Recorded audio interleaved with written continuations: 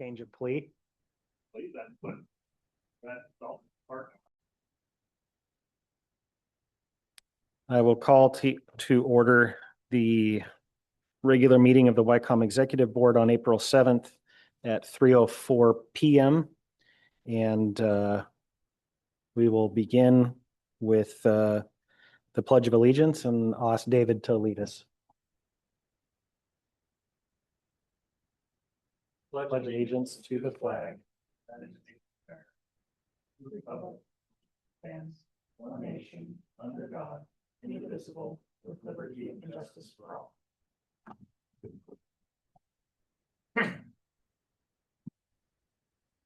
All right.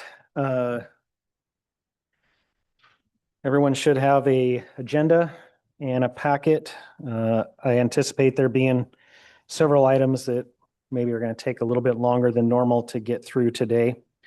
The first item on the agenda is 1A, information request response. I wanted to address the packet of information that we received from a citizen regarding YCOM Executive Board meetings and posting of agendas and access to the meetings. So that was the packet that we received from a community member last meeting. So we have communicated some of the responses to that individual with respect to some of her concerns. As was pointed out in one of them, she was trying to find both access to recordings of prior meetings and potentially archived agendas from prior meetings. Emily's been doing some work with the board office. So beginning at our May meeting, our live stream will also be duplicated to a YouTube channel, much in the same way that Board of Commissioner meetings are. And those will be archived for anybody to go back and watch at a later date. Under ORS 192.650, it does talk about the option of having recordings to serve as your meeting minutes. We don't have to produce minutes because we do have the recording. We do have all of our prior meetings recorded, and we can provide those to any community member that would want to view them or make a request. So we do have official record of all prior executive board meetings, but we are going to take a couple of extra steps to make that more user-friendly for somebody in the community. They would be able to just go to the YouTube channel and view all prior meetings. We'll get historical stuff uploaded, historical agendas and recordings from prior meetings. And then starting in May, those will automatically be broadcast and wind up on the YouTube channel as well. So did any other board members have any comments or discussion about that response? No, thank you so much for doing that. I think I had a concern about that last month, and I know it's a lot of work, but in fairness of transparency, I do appreciate the work you and staff are doing on that. Thank you. And you're kind of small up on that screen. So Chief and Commissioner, if you have anything, just wave or put your virtual thumb up. Will do. Thanks, guys. Thank you. Item 2, new business. The first item there is the National Public Safety Telecommunicators Week 2026. So you should have a copy of a proclamation in your packet. I am going to read the proclamation and entertain any discussion or motions from this board with respect to the proclamation. So this is in the matter of a resolution in support of National Public Safety Telecommunicators Week, which is April 12th through 18th of 2026. Proclamation, whereas the President of the United States and the Governor of Oregon have designated April 12 to 18 as National Public Safety Telecommunicators Week, and whereas professional telecommunicators are not visible as the men and women who arrive at the scene of emergencies but provide a vital link to the public safety services as part of the first responder team. And whereas telecommunicators are critical to our county's emergency response and homeland security services dispatching law enforcement, ambulances, firefighters, and other emergency responders 24 hours a day, 7 days a week. And whereas the members of the law enforcement agencies of Yamhill County, including City of Carlton Police Department, City of McMinnville Police Department, City of Yamhill Police Department, and Yamhill County Sheriff's Office rely on the telecommunicators' compassion, understanding, and professionalism during the performance of their job to dispatch law enforcement services. And whereas the members of the fire district agencies of Yamhill County, including Amity Fire District, New Carlton Fire District, Confederated Tribes of Grand Ronde Emergency Services, Dayton Fire District, Lafayette Fire Department, McMinnville Fire District, Sheridan Fire District, West Valley Fire District, and the Yamhill Fire Protection District rely on the telecommunicators' compassion, understanding, and professionalism during the performance of their job to dispatch fire services. And whereas the members of the ambulance service agencies of Yamhill County, including McMinnville Ambulance Service, Sheridan EMS Ambulance Service, and Confederated Tribes of the Grand Ronde Ambulance Service, rely on the telecommunicators' compassion, understanding, and professionalism during the performance of their job to dispatch ambulance services. Now, therefore, we, the YCOM Executive Board, do hereby proclaim April 12 to 18, 2026 to be National Public Safety Telecommunicators Week in Yamhill County in honor and recognition of the vital role of our telecommunicators make to the safety and well-being of our citizens. Any further discussion on the proclamation? No, Sheriff, I would make a motion to approve the resolution in an next sequential order for the Public Safety Telecommunicators Week. All right, a motion from Board Member Dross. I'll second. I would second. Oh, there we go. Give it to court. Give it to the chief. All right, we'll give the second to Chief Wood. Any further discussion? Seeing none, all in favor signify by saying aye. Aye. Aye. Aye. That's a unanimous from all members. Thank you all for your consideration of this resolution, and we look forward to recognizing our telecommunicators during that week in the center. The next item on the agenda is the 190 agreement update. You also should have in your packet a draft of the update that has been provided by the work group that has been trying to navigate both the availability of the work group members as well as the requests from the individuals that make up the work group, as well as the direction from this board when we met last time. Has everybody had an opportunity to at least review the draft that was sent out prior to today? Okay. I know that there are a number of items in the draft that are changes from the prior 190 agreement. And I have a summary from Chief Graven. He was not able to be here today to talk about the work of the work group. So he did provide me with a written summary. Was it also in the member packets? So we can make it available to you if you would like to see the written summary that was provided by Chief Graven. So I'm going to just cover some of the information that has been changed and what he called out. So the work group had a total of 8 work group sessions, with the last 2 meetings taking place on February 24th and March 31st of this year, after the February 10th Executive Board meeting, to continue work, which was the direction from this board to send it back to the work group. They worked collaboratively to update the agreement and answered the following questions with respect to the board. The first one was adding language for the definitions and categories of what services YCOM provides. And this is what you see reflected with the addendum B, B as in Bravo. So if you look to the back of the draft 190, you will see that addendum. And this is the work of the group to try to encapsulate the services that are provided by the organization. The one thing, well, we'll go through all the changes first. They also added language of what is defined as a law enforcement agency and what is defined as a fire EMS ambulance agency. So there was some definitions that were added in section 5 on page 3.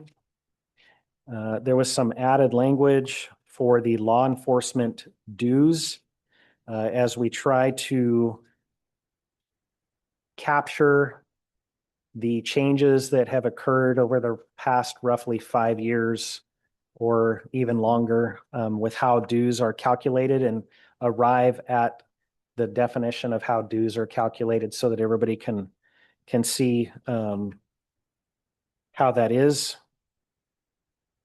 The next item that he put was, after reviewing the board's discussion about separating radio dues or the current pass-through from the members that comes through YCOM to the county for the maintenance and build out of the actual radio system.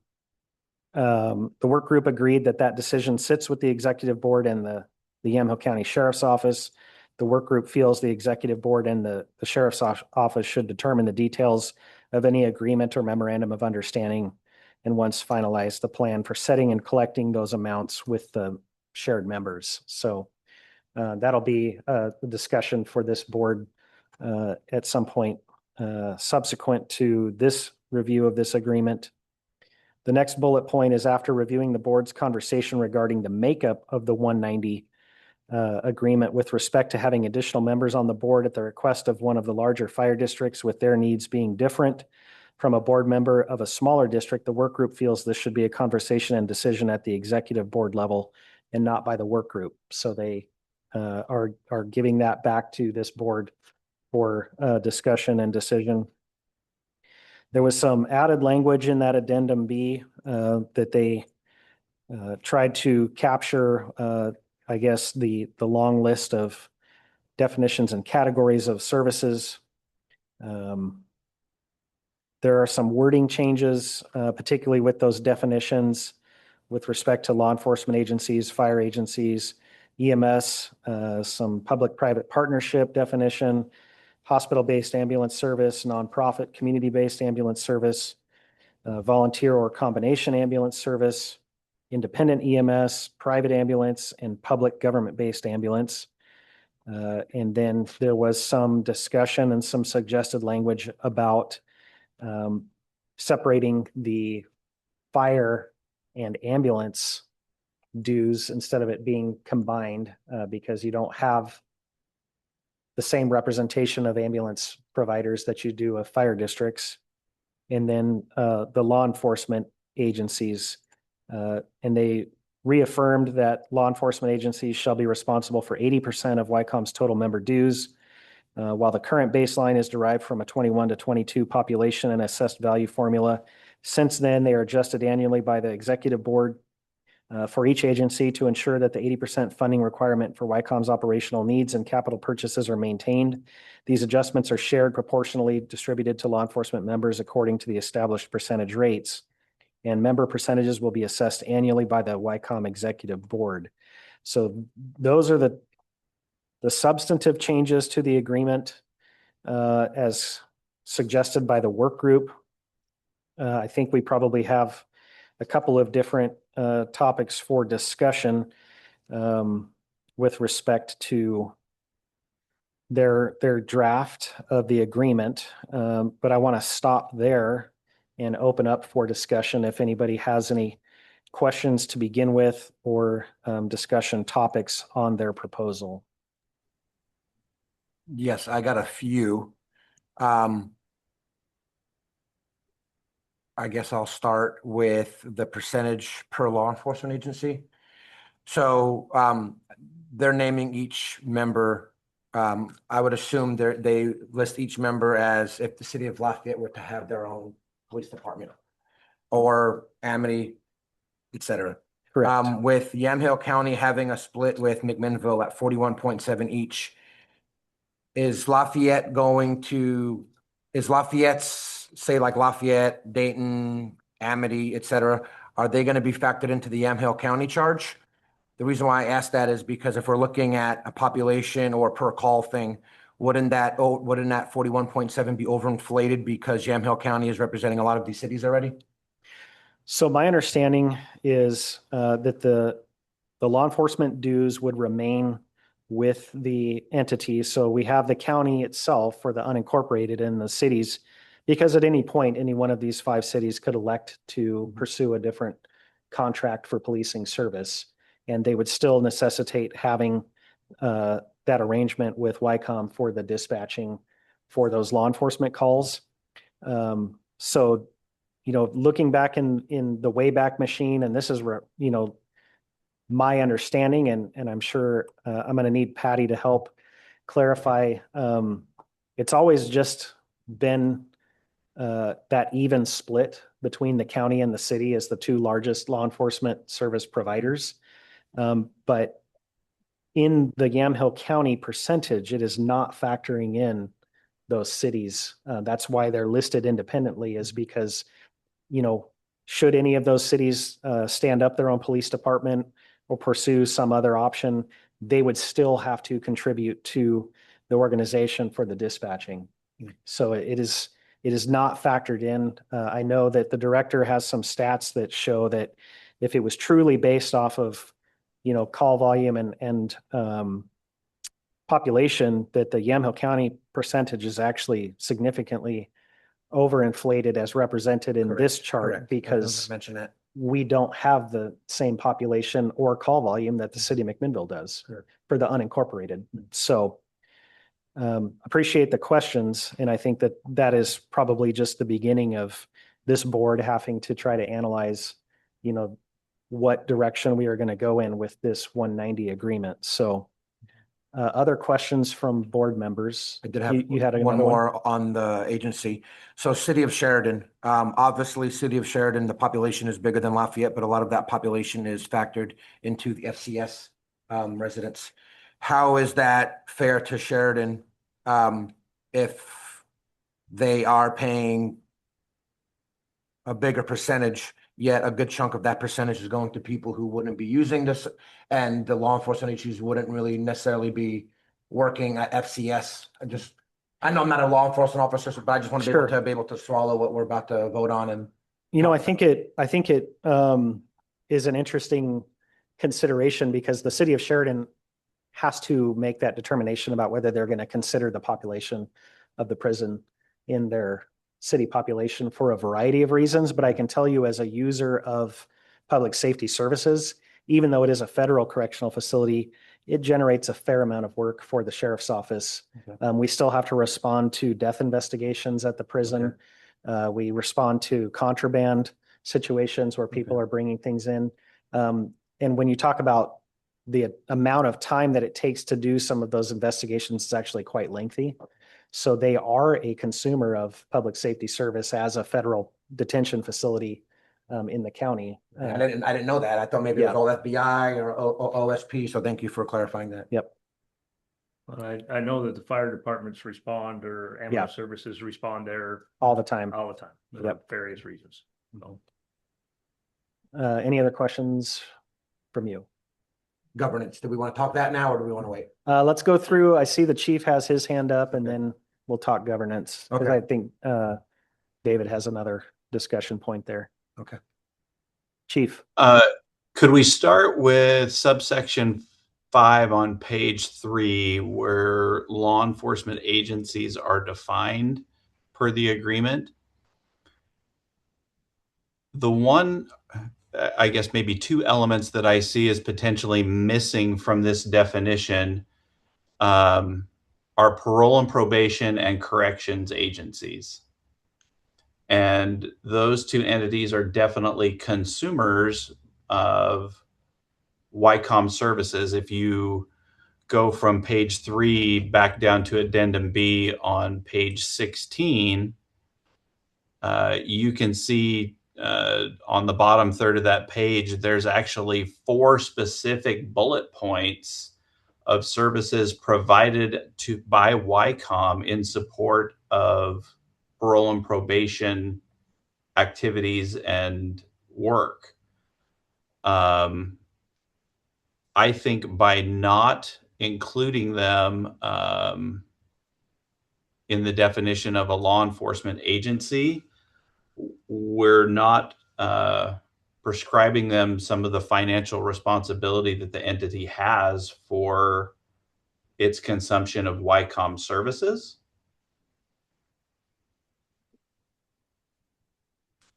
So I would argue that parole and probation should be included in the definition of a law enforcement entity.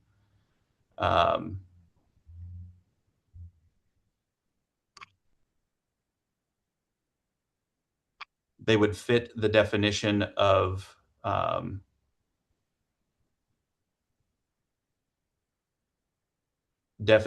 enforcement agency as lined out here in the agreement, but they're not specifically called out. I think they should be.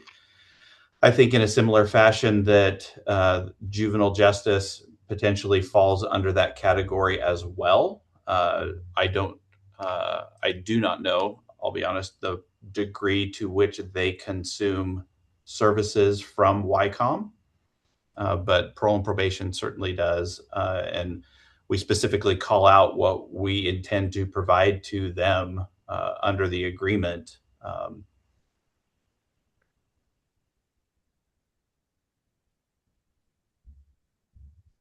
On page 16. I've made those notes on my working copy. Thank you for calling that out.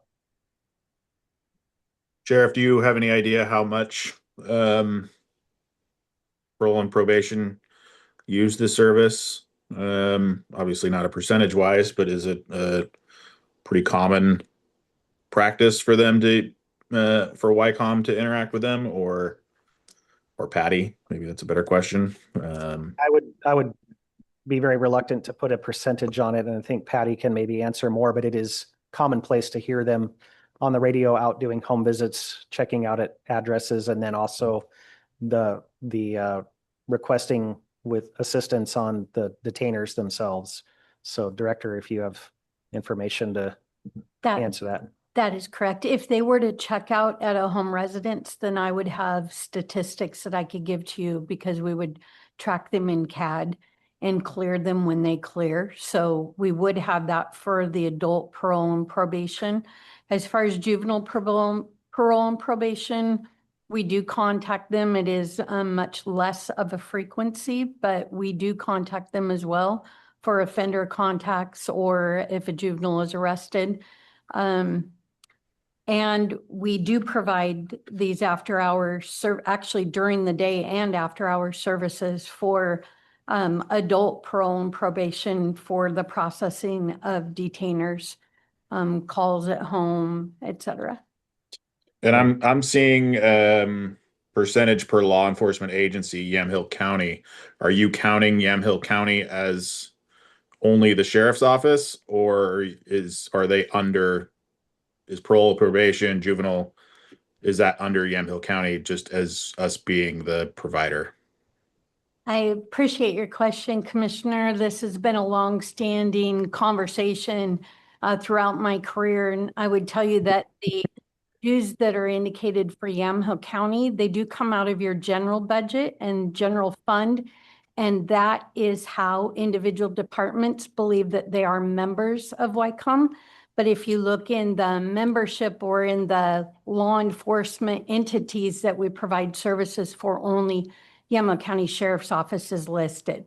So we do provide auxiliary services and tasks to Public Works, county roads, city streets, Health and Human Services.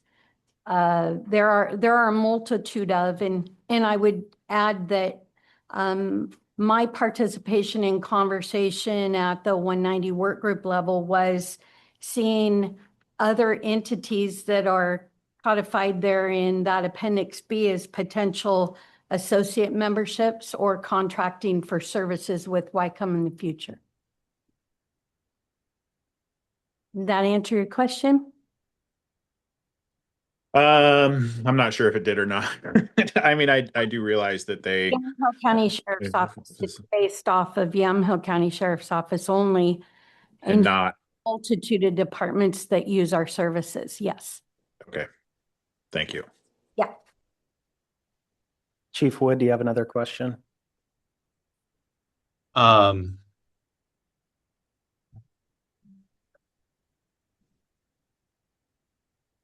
If I was listening to the list of other entities that director was just listing off, I would create a distinction between them and the parole and probation entity in particular, because of those bullet points that we've listed out in Addendum B. While we do, I'm sorry, I was using the royal we there, Patty, so please forgive me. But YCOM does provide some call out services for roads, streets, public works, city and county. But the services that they're providing to parole and probation are much more distinct. Calling out officers may fall along the lines of the road departments, but the detainer support, the radio support of offender contacts by parole and probation, and the teletype data entry things that YCOM is performing after hours for those, I think make them much more of a distinct entity than some of those others. And I think that based on the work YCOM does for them, they should be considered a law enforcement agency, or the percentages for law enforcement agencies may need to be reconsidered based on the differences in what they do to some of the other services that are on the list. Point well taken, Chief. I might even, I don't want to say push back, but particularly when we have large scale weather events, the amount of work that it generates for the center on behalf of Public Works, you can probably in a 3-day span quickly accumulate the same amount of work that is spread out over 6 months for parole and probation. I'm not minimizing that they are definitely falling into that public safety agency category, but I think that we probably need to be equitable in looking at the total demand for services, and certainly Public Works probably ebbs and flows more than being kind of a quiet constant in the background. But certainly there are times that, I can recall seeing, pages and pages and pages of entries on weather related things when we have snowstorms, major wind events. And, I'm thinking of the propane incident around the fair last year, and, the number of calls that the director reported that they handled in that first 2-hour window. And that was to all kinds of public facing entities. And so I agree with your assessment with respect to parole and probation. And I think that it probably deserves the same level of review of some of the other peripheral partners.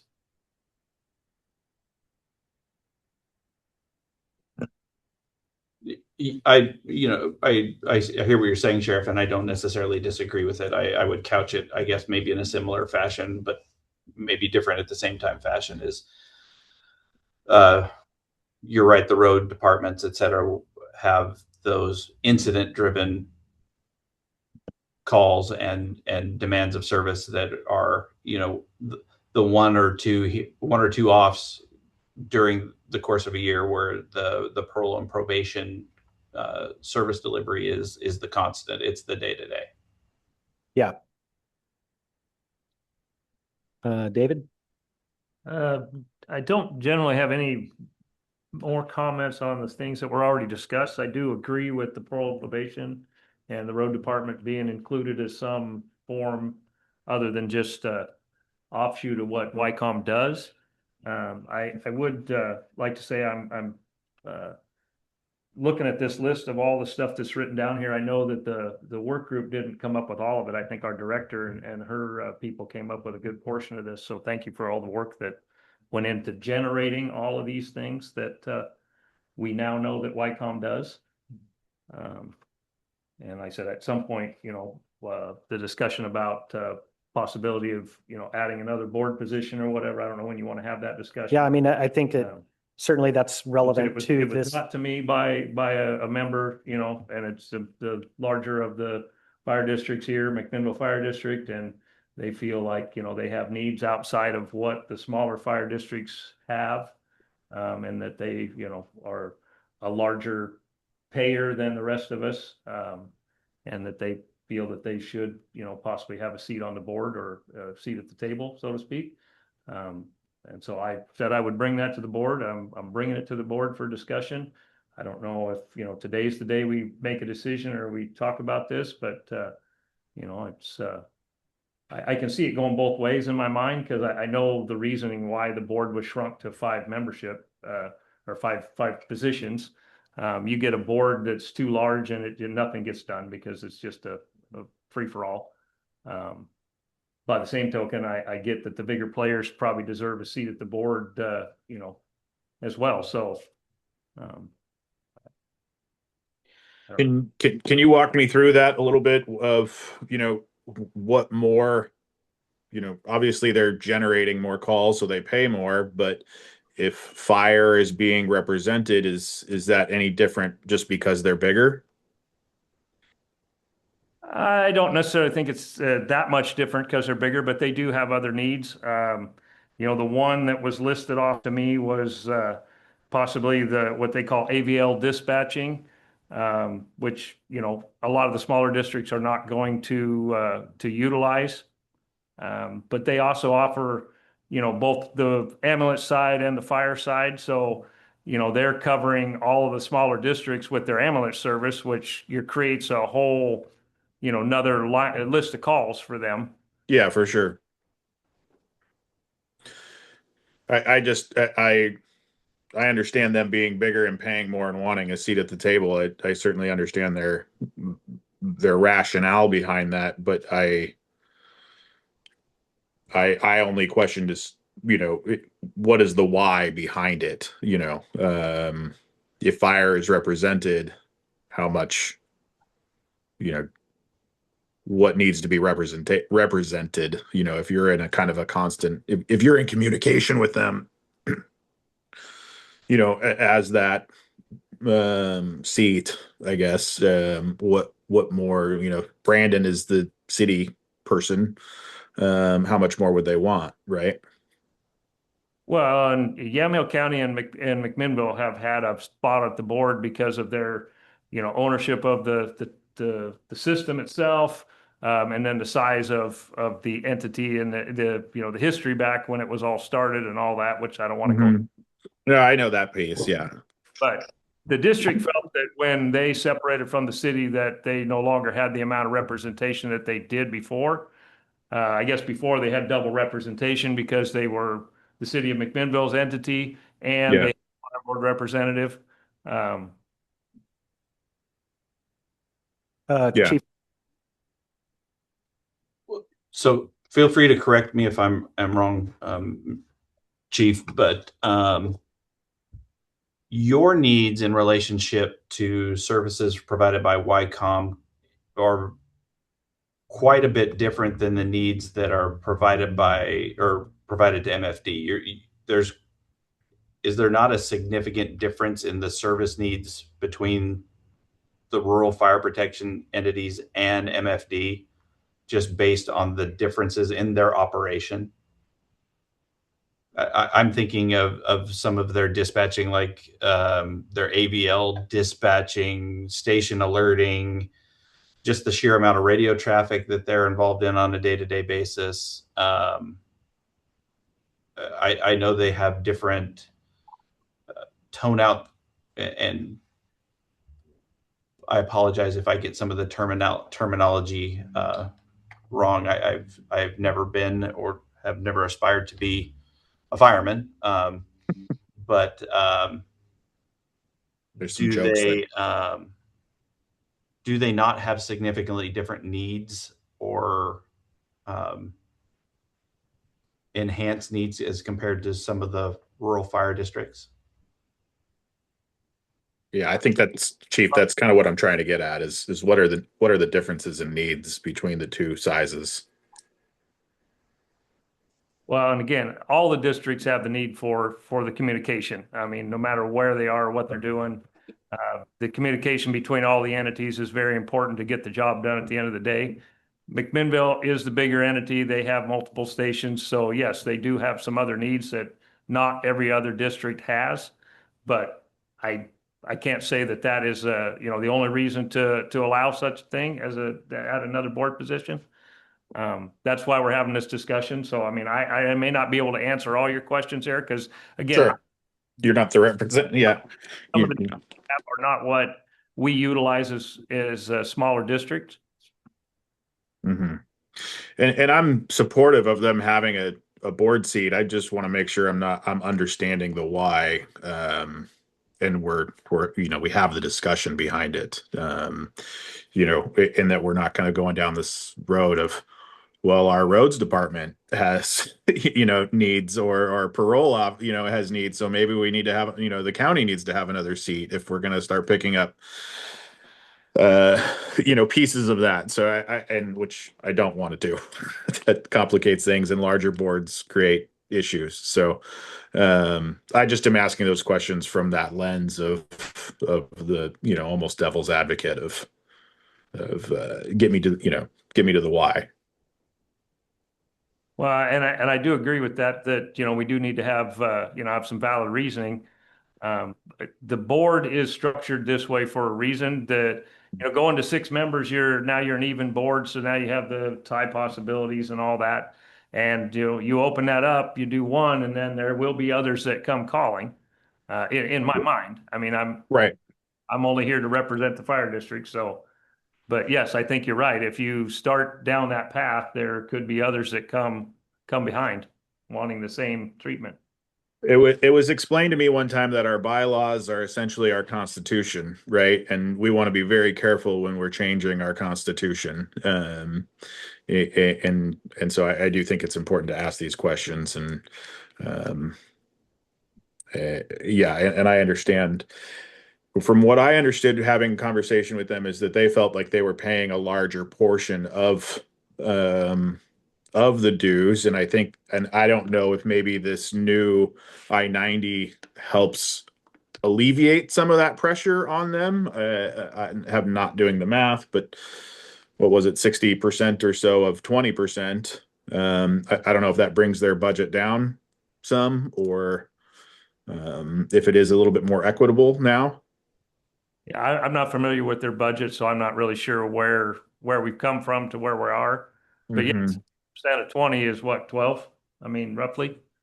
So and all the other fire districts are smaller percentage. Yeah. I don't think inclusion as a voting member of the board changes their financial obligation in any form or fashion. I think they would still have the same financial obligations that they have today. When I was talking with them, I don't know, maybe a year or so ago now, you know, they brought this up that they would like to have a board seat because they were paying they felt like they were paying a disproportionate amount, having split from the city. And a large portion of their budget was going towards YCOM. And that was a part of the argument that they had made to me. I think that there was other arguments as well, as Dave's saying, is that they have other, some slightly different needs of being a larger organization. So I want to be sure that they are represented, and maybe we should have their chief here to, you know, kind of talk us through some of those if we're going to add another board member, and so that we know the differences. I know the differences between your smaller districts and the larger district. Well, the part that I heard Chief Vanderwally say that piqued my interest, and I think I think maybe he was onto something when he said that I think there are distinct differences between his operations and MFD's operations, just like there are distinct differences between the sheriff's office operations and my operations at Mac PD. Both, the city and the county, which have representation on the board, I think we should consider whether or not the current arrangement is meeting the needs of all of the dues paying members, or is it not? Sure. I would like to, this may be a little bit non-traditional, but I know Chief Godfrey is on as an attendee. If we could promote him to a panelist. Oh, that's great. I'd like to give him an opportunity to provide public comment on this discussion so that we can ensure that the board is considering all of the factors that went into this request. So Emily's going to get him promoted, and we will allow him to provide a public comment to us with respect to this discussion item.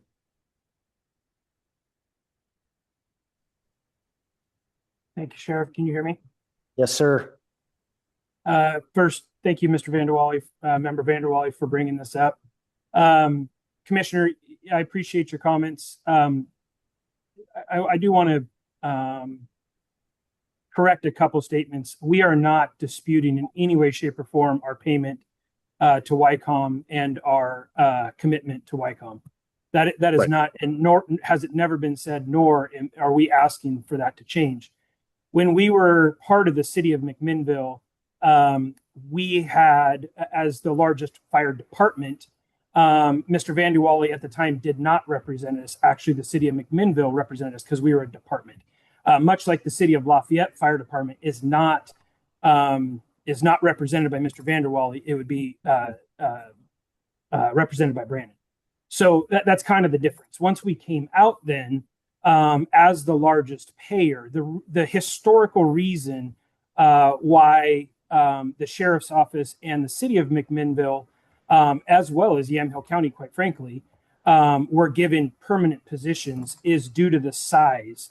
And it actually said in the 190 agreement, if one of them went away, it would cripple, if not dismantle, the center. That was the background of why. And please, Patty or Sheriff, but that's what the 190 said. And as we are now no longer represented by the city, and Mr. Vanderwally has been open. We have met on several occasions. I have no issues with Mr. Vanderwally. It's simply to the tune that there can be we cover 6 fire districts with our ambulance, 450 square miles, the largest area in all of Yamhill County, as well as the 98 square miles for the fire district. So we carry that burden of the McMinnville taxpayers, but also all the taxpayers in those 5 other entities as it relates to ambulance. And YCOM dispatches both ambulance and fire as well as law. It would kind of be the same scenario of, well, why doesn't the sheriff just represent the police department then? I mean, that you have police representation, they have the same needs and such. Mr. Vanderwally right now, if I remember correctly, David, I believe you have 9 fire districts, under your umbrella, and McMinnville being the largest. At 62%, I argue that it's the same exact scenario. If we were to go away, I'm not saying that YCOM would fold, but that would be a very large take. As far as your question, Commissioner King, to does it change or anything? We were paying 20% before. And so again, I don't want this board in any way, shape, or form to think that we're debating money, because we're not. No, I didn't think you were ever, the money piece when we had talked before, that wasn't part of it. I just didn't know if under this, if it shrunk at all, but it sounds like it's pretty much the same. It actually increased. It increased. Okay. Yeah, it actually increased. So again, I think that to put it in perspective, I brought this up at the 190 when I sent you that email to discuss this with you.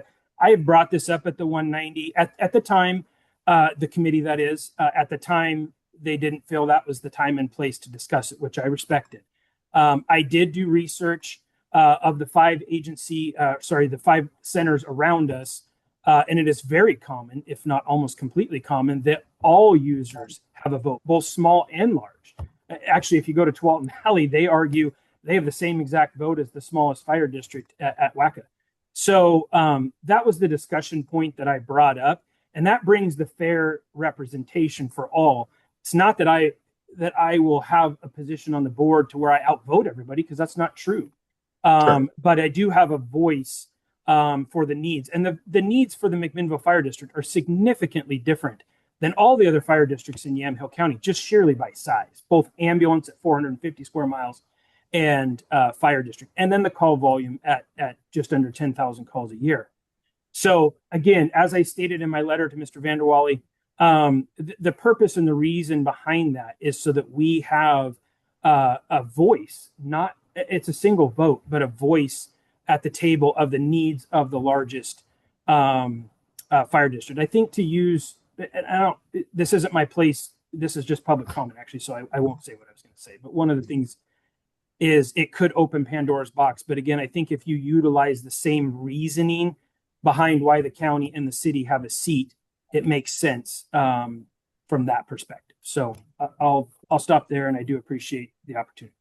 I mean, I think I can very much argue the fact that, the radio or parole and probation, I'm that representation, for the county. I think there's the Pandora's box. I don't know that gets all that deep.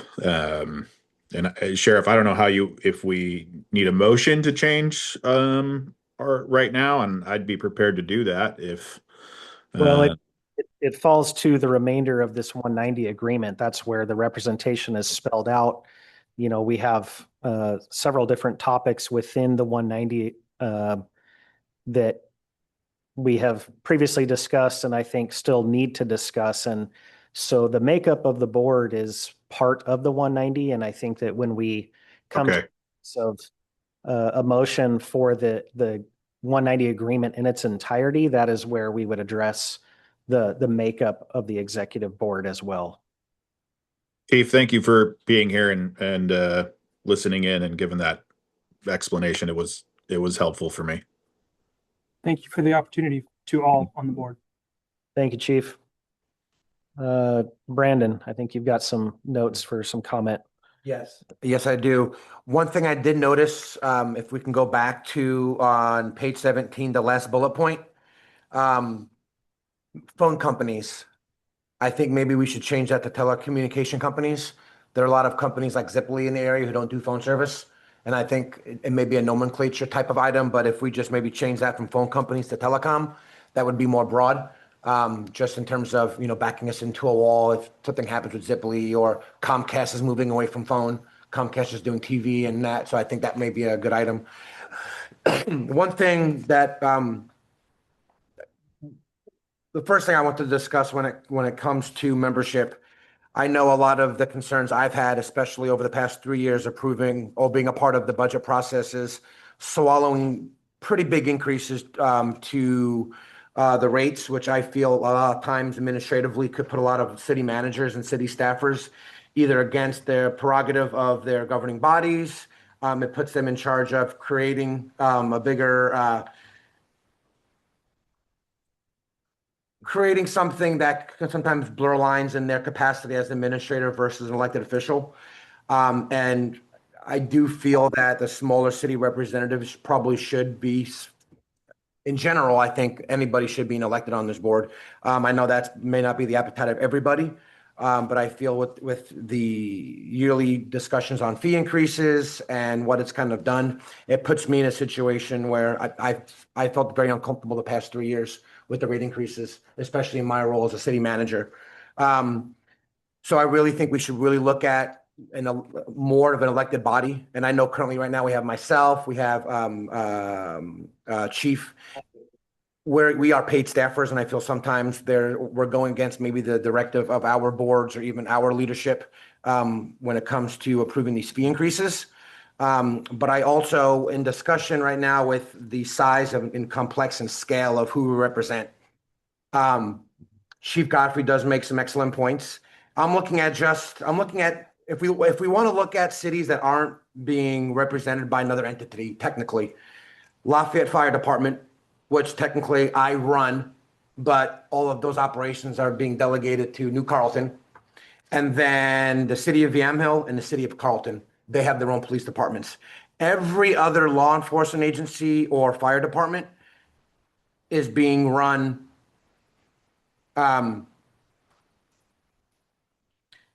a bigger stake on this board than, say, little old Lafayette. So I think there is a way we can kind of maybe make this amenable to include McMinnville Fire District as a board member, maybe with scaling back either a small city representative or taking a look at that. I'm having a hard time swallowing a small city representative when really only thing we're really representing is Lafayette Fire Department, City of Carlton, and City of Yamhill. So I worry about the scale of what the city representatives are actually representing versus what's actually happening. And I know a lot of this can be changed in the next 5-10 years. I know there's discussion about, I know my city council is looking at a feasibility study possibly down the line of what it would look like to merge fire. Obviously this can change in 5 or 10 years, but I think right now, what a small city representative is representing in terms of this board structure is way less than anybody else. Sheriff, McMinnville Fire, small city fire, and fire. So I feel that there's a way maybe to bring the McMinnville Fire to the board with maybe looking at the practicality of having a small city representative, especially when there's only 3 or 4 people I can really talk to in terms of what we're looking at doing. I think that's point well taken, Brandon. I know we've had that discussion before about should the makeup of the board be elected individuals, because certainly the commissioner and myself as electeds, we represent the entirety regardless of whether And David. and David. So, I think that there's definitely a lot to unpack here, certainly more than I think we're going to accomplish today.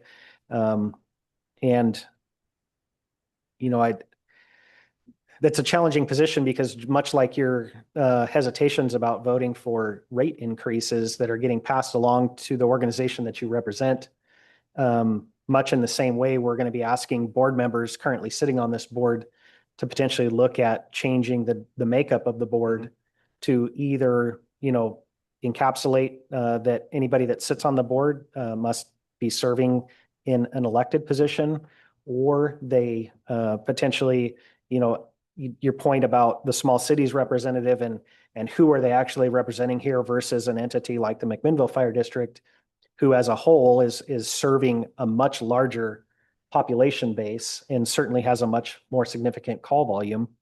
I think that those are discussions that I was not a part of any of the 190, and I'm maybe going to look to Patty and David about whether the work group even got into that level of scrutiny of the 190. Scrutiny as in the makeup of the board? Correct. No, not really. No. I mean, Chief Godfrey did bring it up. I mean, at the one meeting about what we just talked about. And David and Chief Wood both agreed in those meetings that this is where that discussion should take place. as the Chief Graven and, I mean, All Under Sheriff and I mean. Yep. I mean, it's a very political conversation, but we have to think practicality. Is a small city representative representing, Amity or Lafayette really going to do justice for the totality of the organization? YCOM in itself, especially you have the biggest user of YCOM on the call right now, who's not even a part of the board. I mean, outside of the sheriff's office. So we really need to look at that, and again, somebody from my point of view, who always feels sometimes McMinnville is the big brother and we're like the step brother or stepsister because we're so close. You'd have City McMinnville, you would have McMinnville Police. I mean, you have McMinnville Police, you have McMinnville Fire, 2 major organizations in the same radius dominating a board, but they have so much more to offer and have so much more span and scale than me representing three, essentially City of Yamhill, City of Carlton, and Lafayette Fire Department, which technically is being run by you. So I mean, David, Well, so yeah, I would say, your point about, voting yourself increase, I mean, that's exactly what I'm doing as well. I Yeah. mean, I sit on the Carlton Fire Board and when we vote an increase, it's to all of us as well. I mean, so it's not just you that's voting ourselves increase. We all are The sheriff doing it, Voting yeah. himself an increase, the commissioner's voting an increase, if that's how it goes down. So we're all voting, similarly, so don't beat yourself up about that. I mean, well, I think it's more because I'm not an elected, and everybody on this board except for Chief and I are electeds, and you guys are held to a higher, I mean, it's a different responsibility aspect. well, and I would say that prior to Chief Wood serving on this board, it wasn't an elected official from Yeah. the city of McMinnville. I Yeah. mean, before Dan, it was Adam Garvin, who was, city council of McMinnville. So But he lost his spot when the merging, I mean, Right. the fire district was formed, so, So, I mean, it has been more elected officials in the past. yeah.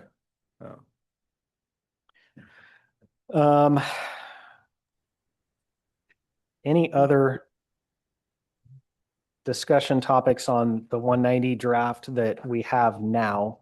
I have a couple of questions myself, but I don't want to bypass my questions or move on unless everybody's. I think the only other thing I would mention is in the governance, we probably want to address the status of the tribe. It does say small city representative, if there's an opportunity. And maybe if this is, hey, we still want to stick with the small city representative and we do want to add McMinnville Fire, we should probably look at adding Grand Ron. I mean, they are a user. They are helping subsidize the system just like anybody else. That may be an opportunity where we can, if you feel that there's too much McMinnville on the board, a Grand Ron representative can kind of even that out to adding another smaller. But I mean, just throwing it out there, if there's an appetite for going to 7, that may be a possibility to incorporate them.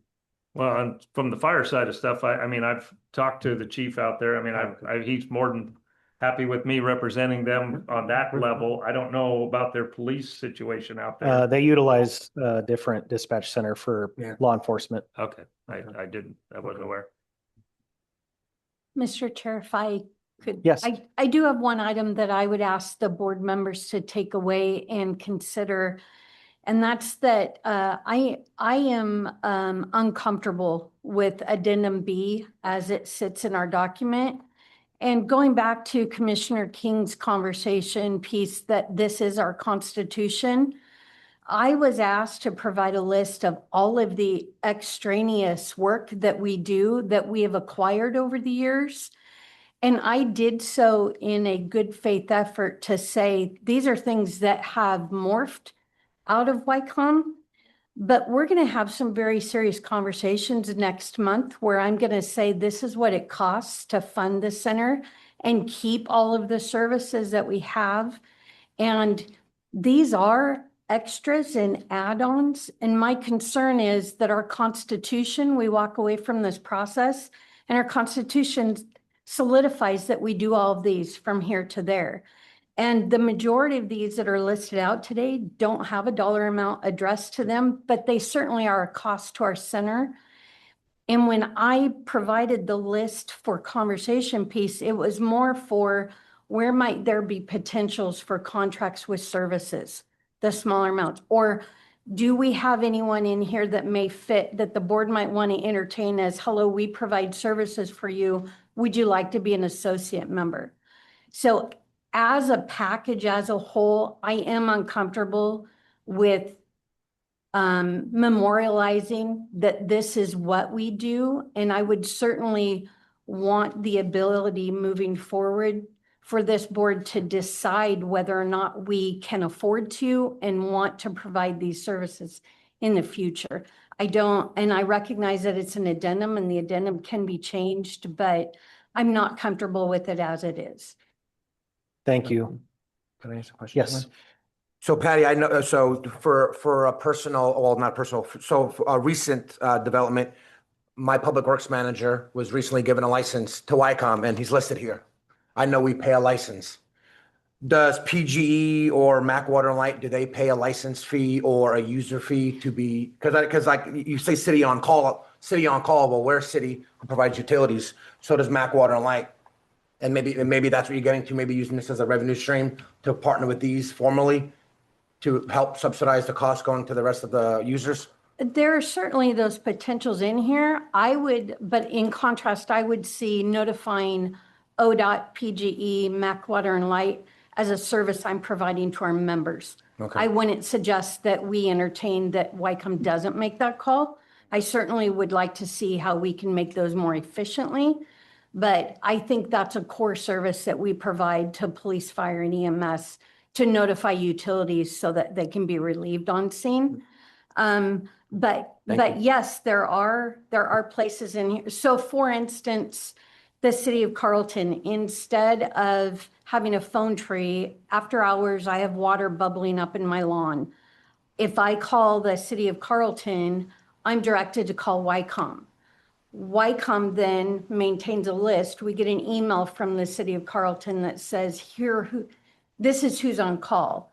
If you're on call this weekend and you and I trade, I get an updated email.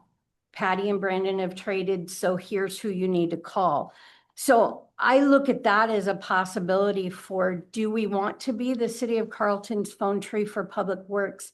Is it appropriate to use our resources like that? And when I'm potentially telling the radio to stand by or a caller to place on hold, or should the city of Carlton provide something for that? Because today the city of Carlton pays for law enforcement dues to YCOM.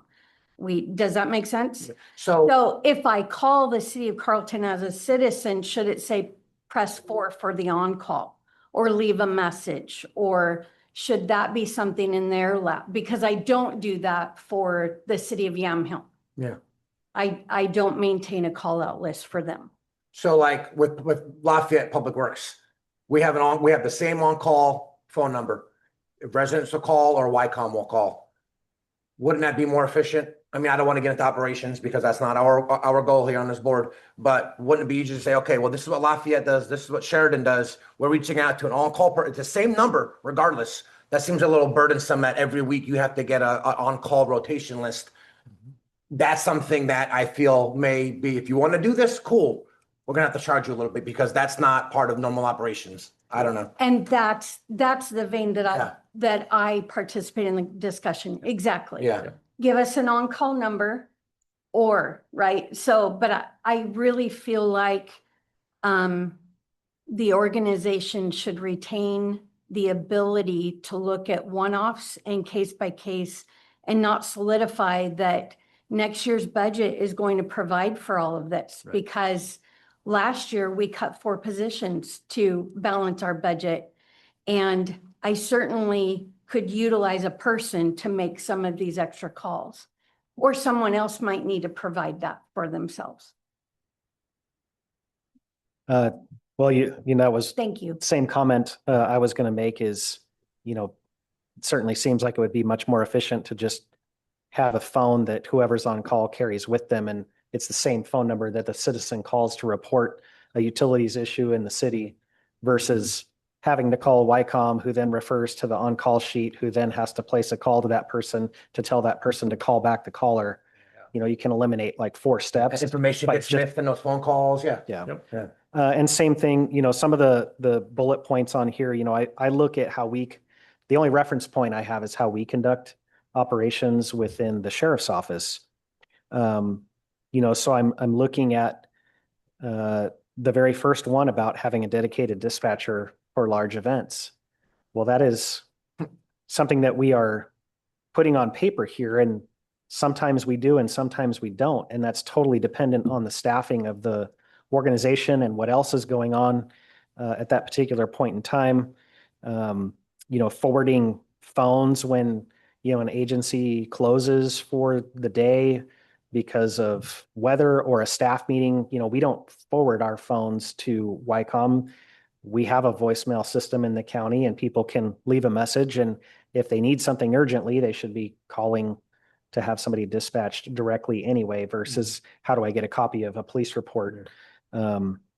So, I do think that this deserves another layer of review before we put it on paper. And I do appreciate that it's in an addendum because that's easier to update than the entire agreement if this is embedded within the body of the agreement versus being an addendum. But I think that when you look at addendum A and addendum B, I think we have our work cut out for us because we have some suggestions, but I know from talking with the director and, I don't know if now is the time that we want to get into some of the data that you brought with you that I really think is relevant when you're talking about, what percentage belongs to each entity that's a member of the organization. She had shared with me, if you want to just cover the radio time and, some of those data points that we were discussing previously. I don't think that these numbers that are currently in addendum A accurately represent the distribution of work. Sheriff, before we move on to that, could I make comment about the discussion of the content of addendum B? Yes. I think that addendum B is a must-have. I think our members have every reason to understand when they pay their dues to YCOM, these are the services that are included in those member dues. If the director feels that this list is needing revision to reflect what member dues are paying for, I would welcome the revision, but I would say that we're not just writing this for us today. We're writing this for those that replace us as well. And being one of those within the recent past and coming into this agreement from somewhere else, I would want to know, what do my dues pay for and what should I expect to receive for my money? And if there's something over and above or not included in that, what's it going to cost me? I think that's a great point of clarification, Chief, because I do think that embedded in this addendum are those core services that the agency provides. And then there is a long list of extras that we have to come up with the structure of how does one entity access those things that are beyond the core services that are provided. So I think that's a point well taken. Director. As far as core services, I did provide some language, page 2, under Article 2, membership of YCOM, to delineate the demarcation point. So where does YCOM end and the member begin? And it does speak to those core services. I appreciate the chief's comment in that, yeah, we absolutely want to identify the core services that every member from here on out knows that they have, and also delineate those add-on services that we have acquired over the years, meant again, just for conversation. Is this who we are? Is addendum B the numbers that you expect to see in the budget when I present the budget to you? Because it looks differently than receiving 911 calls, dispatching police, fire, EMS, creating a CAD call for service, tracking their times, communicating with them over the radio, recording said transmissions, and then providing those as evidentiary. When we look at addendum B, there's all kinds of other things on there that may be a one-off to a call, a PGE, but there are most certainly items that we may or may not need to provide in the emergency dispatch services. You had asked me about radio, so I have, it's been quite some time since anyone has asked me for what tools do I have that would help this conversation. And one of the tools that I have been looking at and trying to anticipate what are the asks of the board going to be now that this came out of committee and goes to the board. And one of the tools that I have is our NICE recorder, so our recording device. And we ran some statistics off of it based on radio channel. So it records radio channels. And I can provide, and Emily, I emailed this to you in case this is where we went.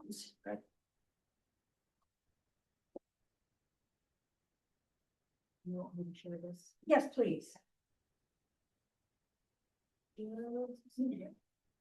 So I just handed out a piece of paper that is the statistics for the year 2025 on our major radio channels. This does not include ops channels. So we have ops 1, ops 2, ops 3. This is just to give you an idea of something that I could provide to you. So directly out of our recording system, I can tell you in 2025, the channel county fire. So all of the entities that David represents, this doesn't tell you it was Amity or Yamhill or Carlton, but it says all of whom he represents. They're represented here in county fire and MAC fire. On the county fire channel, there were 652,824 seconds of radio traffic in 2025, or we could say 55,585 separate transmissions. On the MAC fire channel, there were 704,833 seconds worth of radio traffic last year, accounting for 65,555 individual transmissions.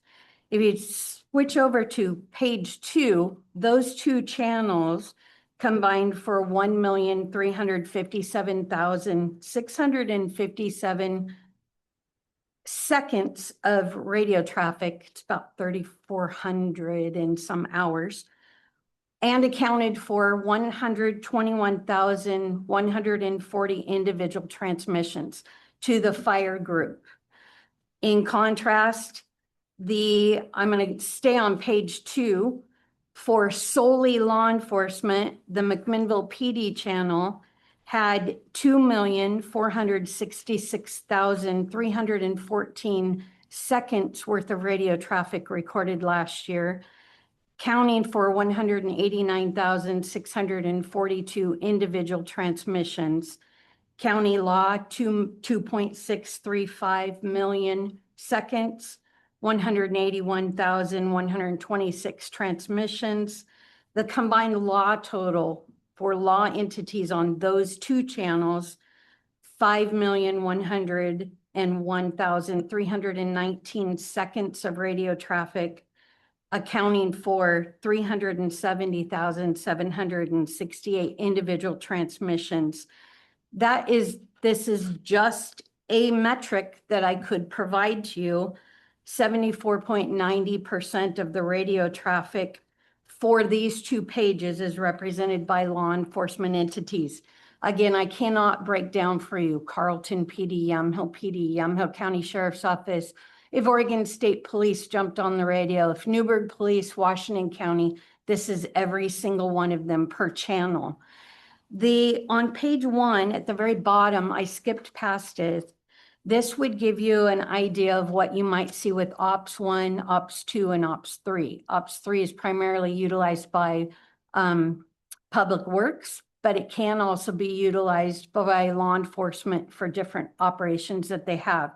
MAC Ops may be used by the McMinnville Fire Department, and it may be used by McMinnville Police Department, or it may be used on a joint, maybe there's a joint command post that 6 different stakeholder entities are working on, and that's the channel that they got best out of. This could be representing the air show. If you look at August of 2025, and actually it says 26, that's a typo, I apologize for that. In August, you're seeing air show traffic there. So when I combine the total for all of these channels, only the channels that you see on these two pages, I could possibly deliver you a percentage of the actual radio traffic. Now, it's all 100% the activity of the center, but it does start to show you by discipline. In contrast, our financing, we are an 80-20 split. Law enforcement pays 80% of the bills, fire department pays 20% of the bills. This is a slightly different metric when you look at radio traffic. If we were to add Ops 1, most of the time Ops 1 is fire, most of the time Ops 2 is police. But again, I cannot differentiate between those two disciplines for you because any one of them might be assigned it for reasons of operations in the center. So that is something that that I can provide to you as far as radio statistics. Why can't we do individual entity? Because these are shared channels. So it might help you as far as the discipline for law and fire, but other than that, you do have variables in there.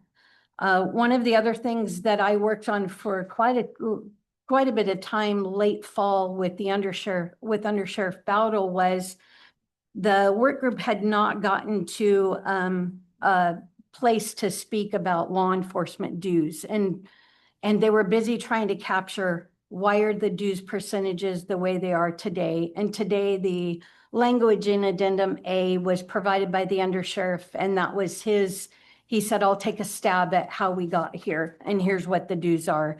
And then he added a caveat that said, moving forward, the board's going to set the percentages. So in anticipation, I'm like, what are you going to ask of me? So you're going to decide what's your mechanism for changing your percentages.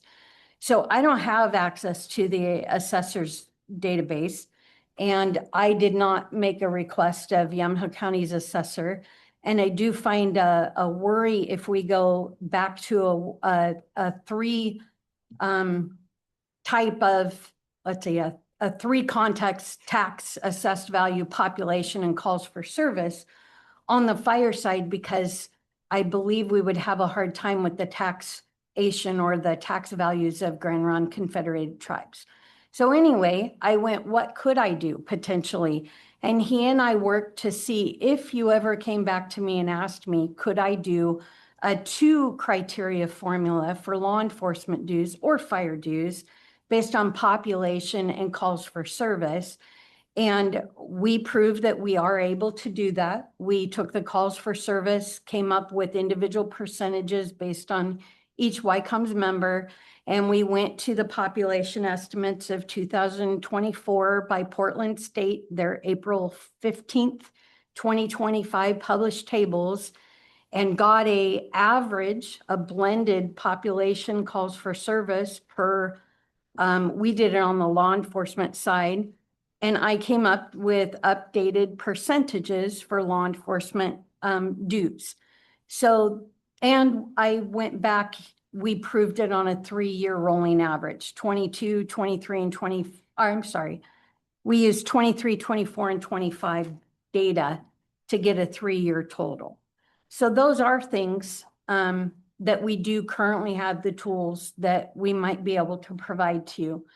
And then finally, on the percentages under addendum A for fire, I want to point out to you that the percentages that are currently listed there are based on 2024 data. And why did we do that? Well, I have asked we've been trying to answer Member Dross's request for years. Tell me what my numbers are sooner. Tell me what my numbers are sooner. And we don't have a mechanism. You're still waiting for your numbers, and it's April 7th. And what is your amount going to be in May? And everybody's doing their budgets right now.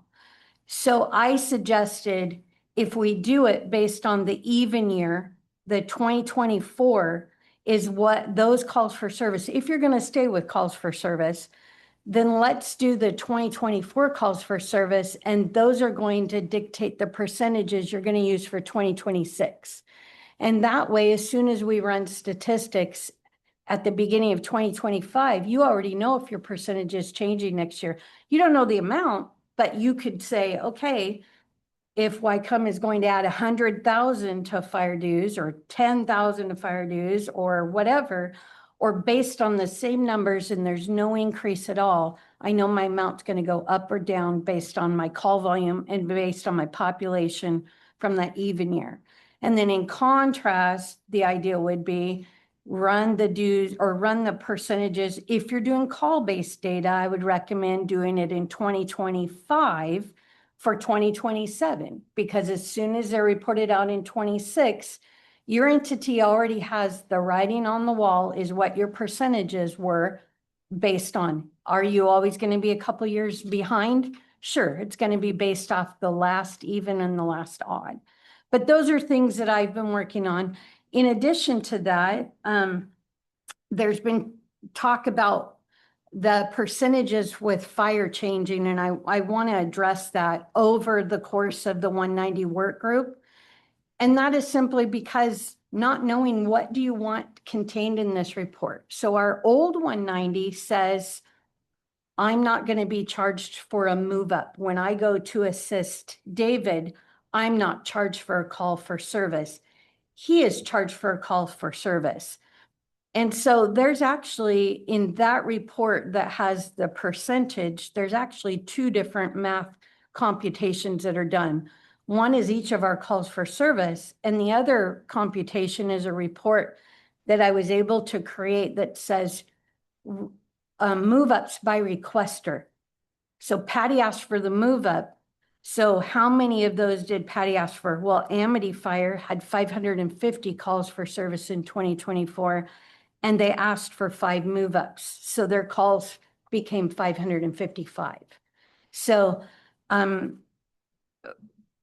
I guess I would plant those are the kinds of things that I've been trying to anticipate what you might ask for so it could be a quicker turnaround, but also wanted to ensure that these are capabilities that we have, not just now, but so that you don't need a formula that only Administrator Huffer can run after we get the tax numbers, so that the members can actually strategically plan and forecast their budget numbers before you ever meet in May.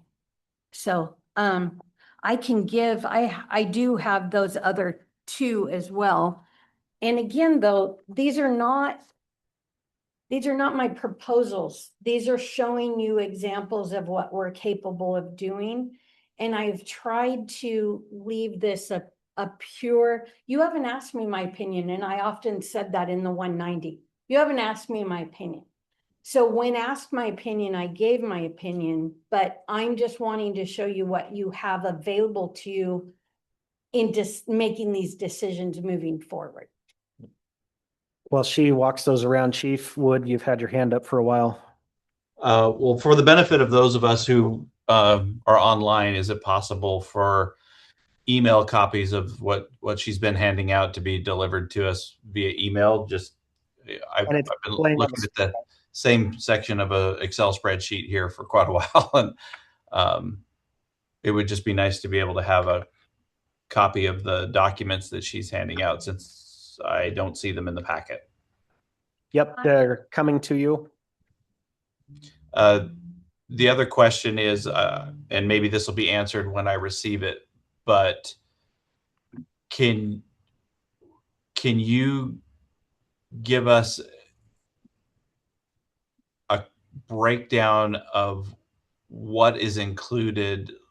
I know these are radio traffic percentages based off of use of a channel, but they're not eliminating those instances where we use each other's radio channel, correct?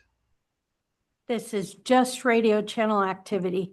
Radio channel activity. So If the sheriff's office channel is, this is just a hypothetical, but if the sheriff's office channel was down for a month and they had to operate off Mac PD, it would come across here as just Mac PD.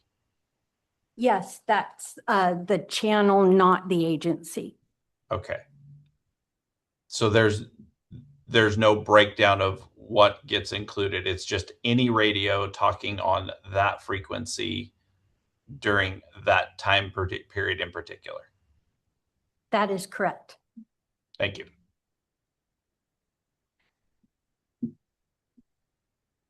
As far as the other law enforcement trying to, or where we were working on a blended formula for law enforcement, there are the criteria that I used, and that was so that I would make sure that it could be ran every time.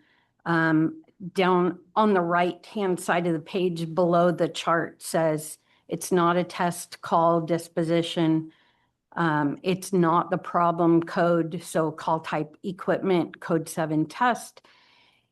It contains a master incident, a vehicle went en route to it, and they are counted by master city, so by the actual location, geographic location, and then separated out by law enforcement member locations.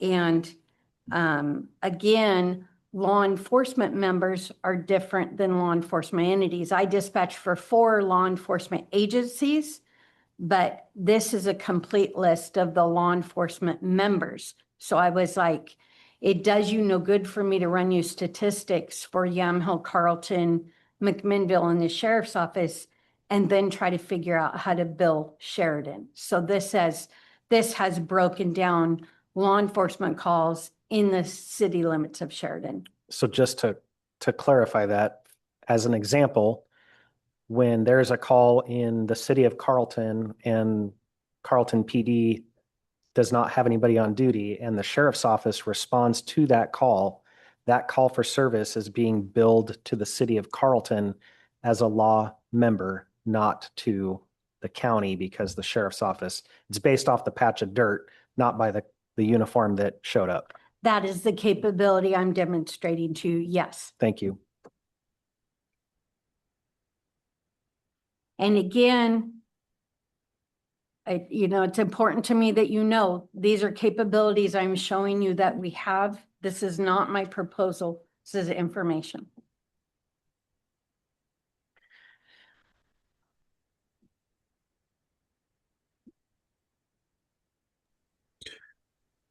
Comments from board members, Brandon?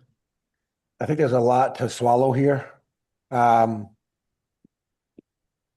we need to kind of look over and have some, I think we shouldn't rush this. And I think we all had some great conversations today that I think we all opened each other's eyes on here in person, but also online to some things. I'm writing some notes down, some things I need to take back with me, but I think this may just be more than a next meeting or two. I think we still have some work to do. Agreed. Chief? Yeah, just to help me digest that last piece of data that Director gave us, the distinct counts by location, that's a geographical count, correct? So since the sheriff's office, the jail, the parole and probation office are all in McMinnville, that would probably account for why the geographical distribution for McMinnville shows such a different percentage of locality than maybe the rest of the use metrics that you gave us? Actually, I appreciate your question because we do have 535 Northeast 5th and these properties delineated out as sheriff's office. Yep. For the purpose of this report. Right. I understand you have the properties delineated out, but because they're based in McMinnville, that would, even if they leave the property and walked across the street or drove their car a block away, it would count then in McMinnville, not necessarily as a county call, correct? I believe that this, and it may not be these numbers, but one of the reports we were working on separated out those such calls. County calls were county in McMinnville.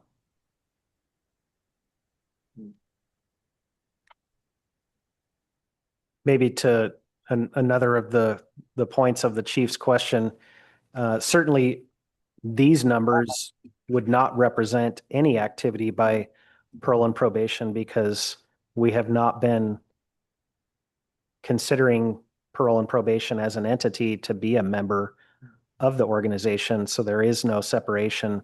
They're just not factored in at all in That's these correct. numbers. Not in the things that you have as handouts, that's correct.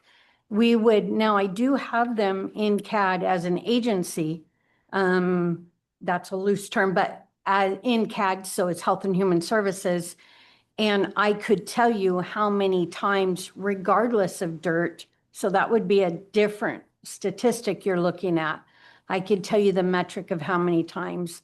I don't have that memorized. I think it's been around 500. I mean, it's quite a lot. Okay.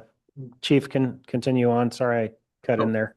No worries. I was actually in response to just a clarification of what she said. So, Director, to understand the data in the Excel sheet that just emailed to me that was on the screen a moment ago, the duration of seconds used, parole and probation is not included in that data? They most certainly would be the seconds on the channel and the individual transmission. But again, I can't differentiate on that report from any agency. That agency, that report is only showing you seconds on a channel and number of transmissions on the radio. That's it. Okay, I'm just confused how we can differentiate them in one place and not another. I may have missed something. I think the simplest way is that this Excel spreadsheet here that's showing total time usage of the radio channels is Correct. for every single entity that utilizes a radio, whereas the other sheet that is the data on distinct call by LE member, they're not factored into those distinct calls because they currently are not separated out. This is purely based off law and fire calls for service for the law enforcement agencies and fire districts. It does not include any activity by HHS for COS response. It doesn't include parole and probation. It certainly wouldn't include, OSP doing a traffic stop in town. This is just based off of the agencies, the actual calls that are happening within those jurisdictions. Not meant to be some type of report in its entirety for you. This is an example of the capabilities that we have if that information is something that you would desire to have.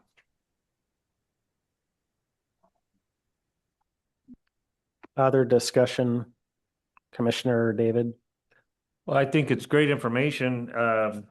Trying to wrap your head around what it actually represents may be a little difficult, in a sense of trying to use it as our, funding situation or trying to sort out, a call volume, of course, is, part of our equation, but using these numbers and having a way to, I guess, read them into that, I'm struggling a little bit with that in my head right now.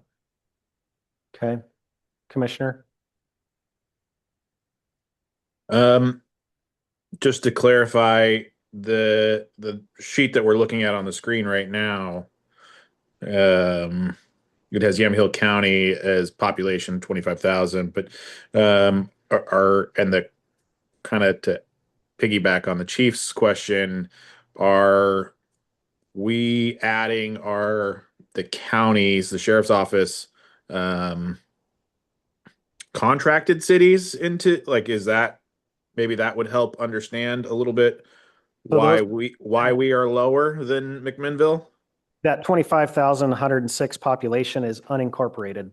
Right, I got that, but like if I'm looking at the other pieces here, I think maybe it was on the other one of the other, but just calls by volume of what the chief was kind of getting at, and kind of the disproportionate amount that shows McMinnville being quite a bit higher,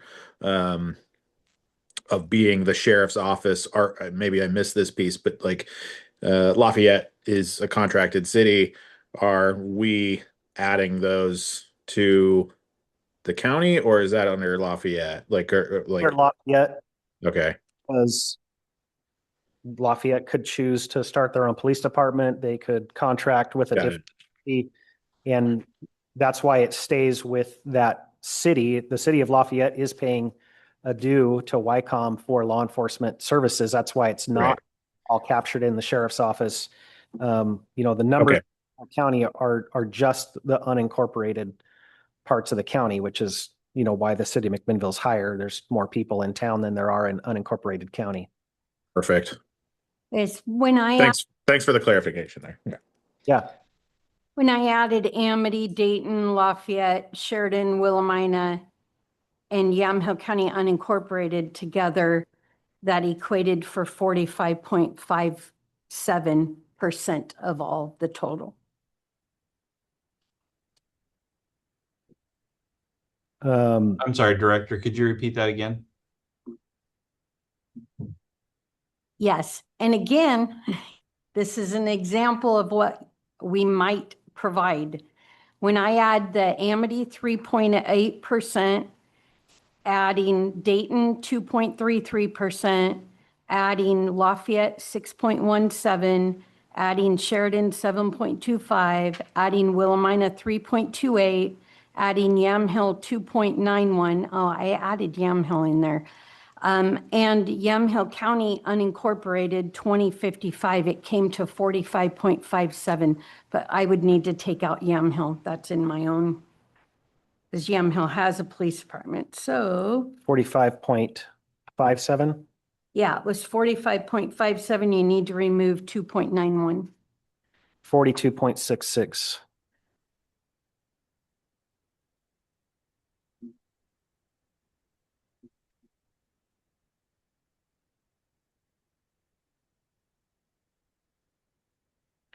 So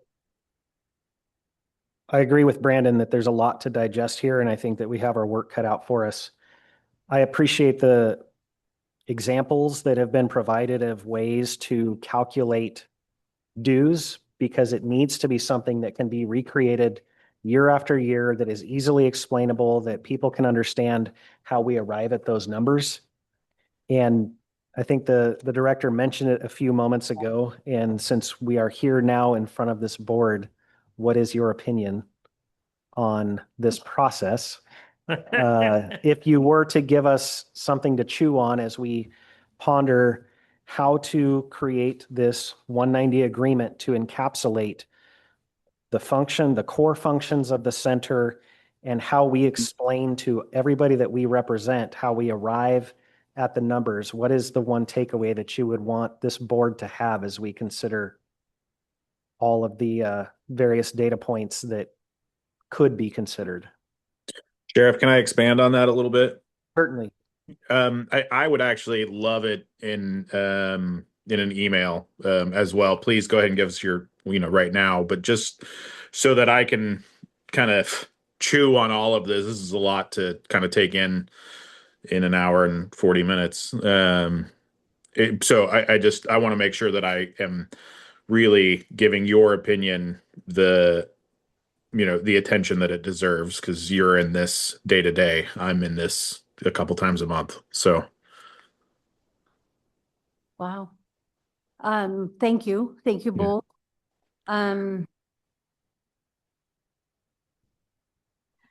Knowing that I'm going to send an email then and provide more of an entire opinion. First and foremost, I was seeking a recognition by the organization that this is a business, and if we don't fund it, like all businesses, it's going to go away. And we have the same personnel costs and materials and services costs and capital costs as each and every one of our members. And if I had a pie in the sky, it would be some version of, it's not a matter of every year in May whether or not we're going to fund, it's how are we going to. I think in your addendum A, I would recommend a clear formula that gives people the ability to project. Member Dross, when you have a new subdivision coming in, if your population is going to change, if that's part of the formula or not. Your calls for service because they're reported out to the Lafayette City Council monthly, I believe, or quarterly by the sheriff's office. So it has been a surprise to me. I would say probably the biggest surprise of being the director. This is my 11th year, and it's how surprised members are every year that our costs are going up too. And if we could resolve that through this process, and then there's two distinct camps. I'll just say, I represent everyone, and there's two distinct camps. These are my needs and I need a lot more, and I don't only want to pay so much.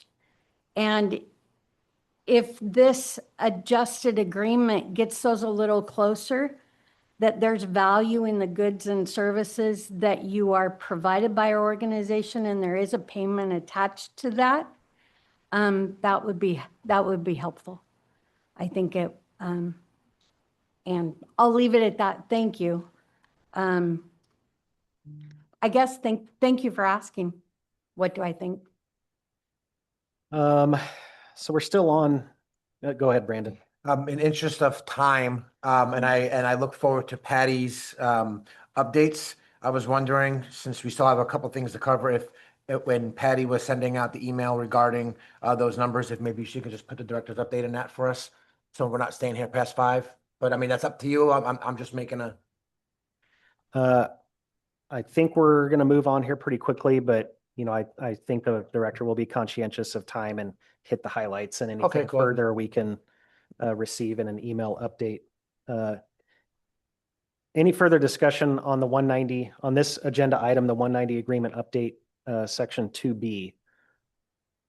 I have my thoughts, but I want to make sure that before I just push this cart further up the hill, everybody is good with the discussion.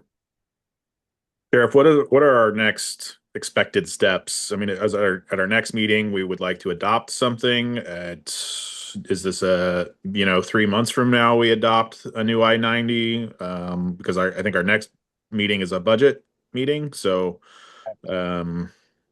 what is our expectation here with this I-90 190? Kind of hit it on the head that there's a lot here to digest, and I don't think that we're going to advance this without dedicating some extra time outside of our regularly scheduled meetings to hold some work sessions. I know that we didn't have the previous work session that had been discussed. We were waiting on feedback, but I do think that there are a few things that we could, ask the work group to take up the work and continue, but ultimately this is going to be our product to get across the finish line. I know that that's a daunting proposal given the time of year that it is and the fact that everybody has budget. And certainly in an ideal world, we would have had this resolved before we get to the point of budget and are determining what dues might look like for the next fiscal year. But I certainly feel as though it is more important to get this agreement right before we do amend our constitution, as we've discussed. And so I would propose that we would need to schedule probably a series of work sessions where we kind of tackle this incrementally. And I do have a few thoughts on, some work that can be done in the interim to try to ensure that we are making the most of those work sessions. But that's what I would propose for next steps. I love that. And I'm going to ask some of the board members to help me with advancing some of this in between times of having work sessions. And so I kind of want to divide it up a little bit, to see if individual members can take on some specific sections. And I would like to start with asking Brandon. I know that, Brandon, you thought possibly your time was going to be done last month, and here we are trudging forward. So I would like to ask you to spend a little bit of time communicating with the mayors and managers of all of the cities that are represented, including McMinnville, and have some feedback for this body on the representation and whether that needs to be an elected versus an employee or an appointed member of the organization, for us to have that discussion moving forward before we put it on paper, if that is agreeable to you. Thank you. Chief Wood, I would ask that you work with Patty and whoever staff you deem necessary and she deems necessary to really carve out that addendum B to identify what are the core services that are offered by the center and what are the ancillary services that can be provided if we can come up with a reasonable approach to how does one go about adding those services to their menu of services for the organization.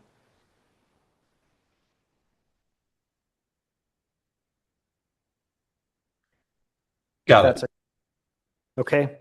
I'm going to take on the data points for coming up with the due structure.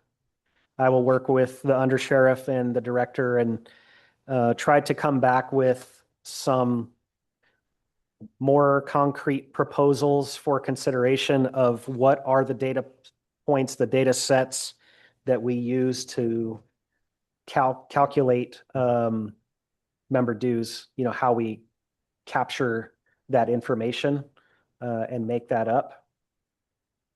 And then in light of the request from the McMinnville Fire District, I think that maybe David, you would have to work together with Brandon as he's reaching out to the cities. I really want to explore basically the two concepts that have kind of been kicked around, which is having a small cities representative of the citizens that are using the service versus having McMinnville Fire District, essentially replacing that small city representative with a McMinnville Fire District representative or adding to. And I know that, you have the relationship with the tribe, with the emergency services and the chief. I personally would like to see the board remain an odd number of members. And so if we're looking at expanding the board, maybe it is the tribe, and maybe it is another entity that potentially would serve as that seventh seat. And in light of some of the discussion we've had today, I would be open to consideration of, does that mean a secondary seat that is representative of, public works and parole and probation and some of the potential associate members that would be captured in this updated agreement. I certainly don't expect that you're going to have that all ironed out, but maybe some discussion topics of it could be structured this way, it could be structured this way. And then finally, I would come to Commissioner King and as a commissioner representative of all people, when you're having your discussions with the rest of the councils and the other electeds, the remaining commissioners, and certainly Mr. Huffer, in light of some of the discussions today, is that same structure of, the county and the city of McMinnville having seats just by virtue of the amount that they pay? Is there some other vision for how the board should be made up? And, that's kind of a tall order because it's pretty vague. But, I think that those individuals are familiar enough with the organization that if there is some other idea out there that we should be considering, I would just ask that you work with, maybe reach out through the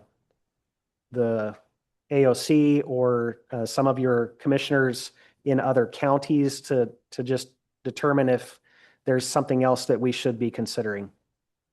Yeah, that sounds great. if we don't want to put the 7th on,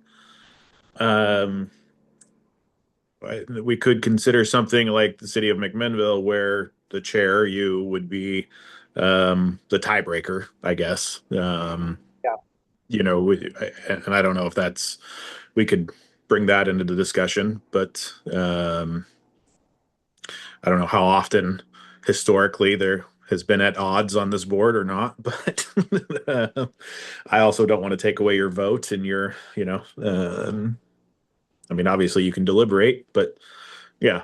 And Brandon, let me know if you want some help on reaching out with the other electeds and city stuff. And I'll be happy to reach around to our neighbors, especially our neighboring counties, and just see how their complicated systems are are built up.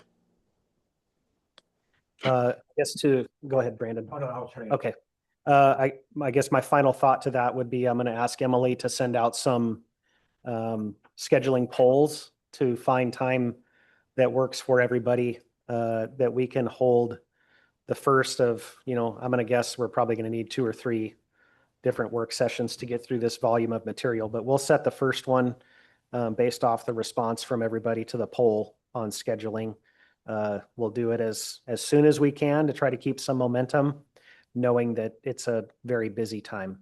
Is that agreeable to all the other board members? Yeah. Yep. All right.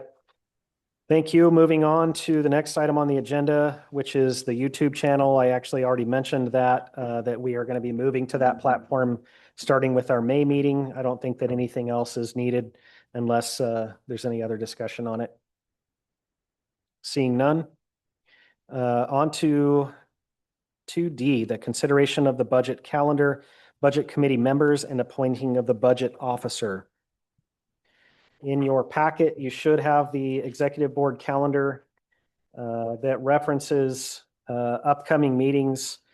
So in May, we would have the budget committee meeting at 2 p.m. in this room. Oh, it's emailed to everybody. And then we don't have a regularly scheduled board meeting. Certainly, I would expect that at some point we're going to be having a work session.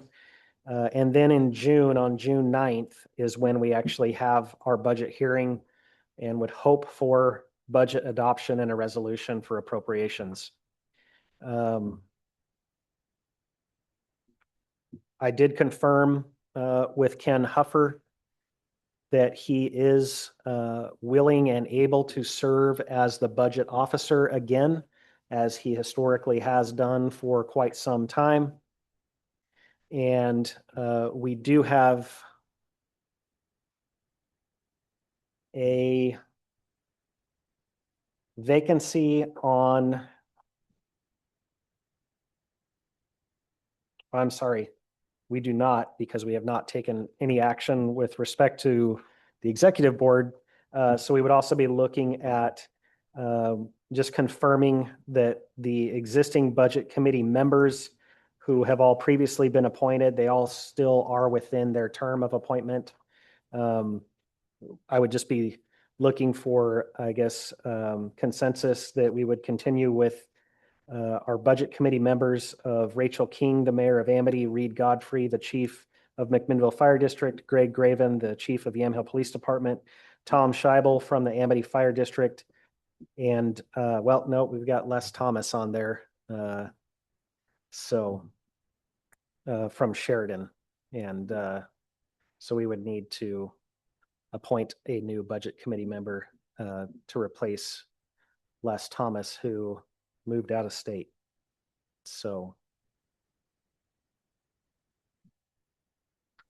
What can you remind me what it was? Was he just a lay person, or was he a representative of a group? I mean, all of the budget committee members are in some way connected to the organizations that we serve. He was the fire chief in Sheridan. Thank you. Previously. So I guess we'll start there for budget committee members. Does anybody know of anybody or having discussions with anybody that would be willing to serve as a budget committee member for this upcoming budget process? Do we want to ask Chief? I mean, you well, guys it's just- I can ask them. yeah, possibly, you know, Tim Yuck or Terry Lusage, either one might be, Before I came in here. Okay. might be options. Uh, I don't want to speak for them, but I mean, I will reach out to them myself and ask if either of them is willing to serve. if not, on the because budget of committee. them being, you know, fire chiefs, they may have another option that, you know, Yep. somebody they might think might be better suited. Volunteer or something for them. Yeah, Chief Law maybe. Yeah. Yeah, absolutely. Okay, so I will reach out and, but the remaining four are still within. Tom Scheibel, this would be his last year before having to either reappoint because his term expires later this year. As far as the budget officer, as I stated, Ken Huffer said he's willing to do it. He certainly has the history and the understanding of the process. But I don't want that to just be a foregone conclusion. If anybody else has anybody that they would see serving as the budget officer for this budget process. Not seeing any. And then the budget calendar. Does anybody have any conflict with the dates that have been on the calendar for both the May Budget Committee and the June budget hearing? All right. At this point, I think I would entertain a motion with respect to the budget calendar, naming Ken Huffer as the budget officer, and we can leave the budget committee as is because we'll have to seek that fifth individual, but the four members are still active. Sheriff, I would motion to name Ken Huffer our budget officer for, what is it, fiscal year 26, 27?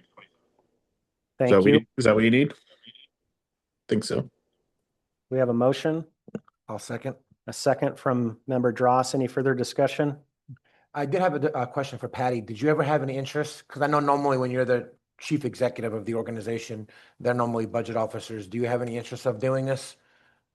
I appreciate working in tandem with Ken. Last year I did with Tara for that backup and support. So I would prefer to have an independent. Okay. Thank you. Yes. All right, motion and a second. All in favor signify by saying aye.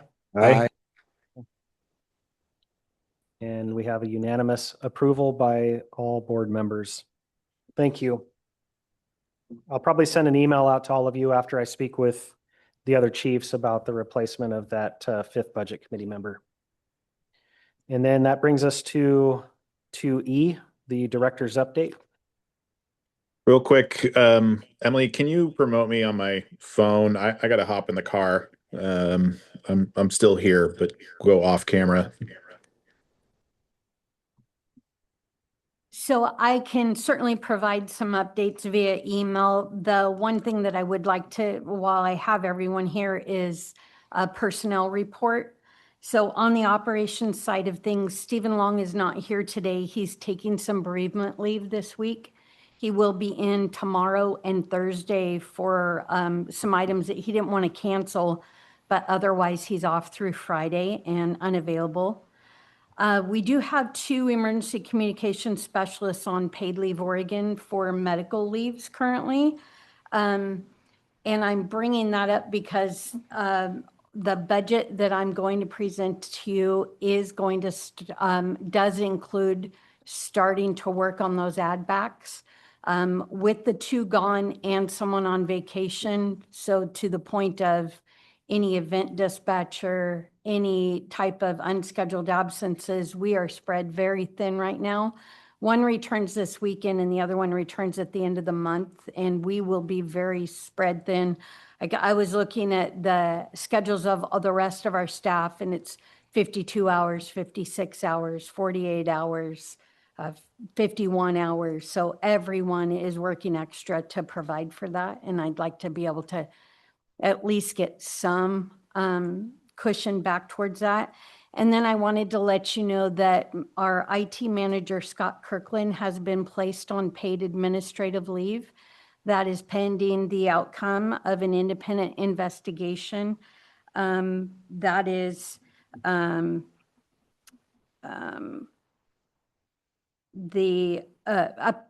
the outcome of an independent investigation for infractions with criminal justice information policy and our standards of conduct. And I do have an independent entity conducting that investigation on our behalf now. Other than that, I think I can provide it in email as the commissioner asked. As far as the budget, so the numbers that I have so far, my personnel lines with not all of the numbers there yet are coming in at 12.5% increase this year. So Regents, our health plan alone is going up 20% was the not to exceed rate. Vision 2%, dental 2%, workers' comp is going up. We did have property liability is decreasing 4% overall. I was surprised, but then they tell me it's going to wash with what our workers' comp is going up. But in addition to that, we have a new contract in 2025 through 2028. The CPI COLA was 2.2% in January, US all cities, and our dispatchers have a 2% market adjustment coming on top of that for 4.2% as of July 1. So there are significant cost increase, and I just am letting you know that ahead of time. Right now, the personnel lines across the board, they're at just over 12.5%, and I think they could go to 14 or 15 by the time we're done. The other biggie, I was supposed to replace our exterior firewall last year, and we pushed that to this year due to money matters. So we'll need to take a hard look at it. It's already 1 year past due. So there's your precursor to the budget. Thank you very much. And anybody have any questions for me? The rest I can handle in an email. No, I just want to thank you. I know sometimes I'm a stickler since I've been on board about budget and about the governance structure. So I know sometimes that could be difficult. This has no reflection on you or staff or all my peers on the board. I do want to thank you. Thank you. I appreciate that. Okay, not seeing any other questions or comments. I do see that we also do have another attendee. I neglected to provide any other opportunity for public comment. If you do wish to give a public comment at this time, go ahead and raise your virtual hand to provide that comment before we adjourn.